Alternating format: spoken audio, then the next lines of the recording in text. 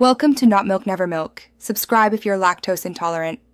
You start by opening Display Settings directly. Right-click the desktop and choose Display Settings. Once there, look at Scale and Layout because that immediately alters text size in File Explorer. You can test 125% or 150% to see impact. Make sure to click Advanced Scaling Settings only if you need a custom percentage.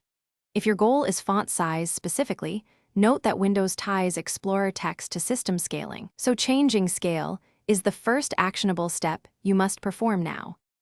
Once done with basic scaling, open Ease of Access settings and select Display to use the Make Text Bigger slider. Drag it slowly while watching File Explorer to find the right size. If you need finer control, return to Display Settings and set a custom scaling percentage.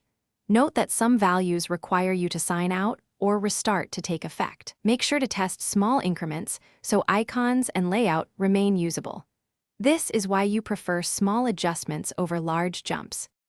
You finish by signing out or restarting so Windows fully applies the scaling and font size changes in File Explorer. Once back, inspect file names and column headers.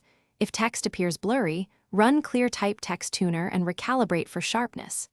If windows or dialog layouts break, revert to 100% scaling, sign out, and then apply a smaller custom percentage.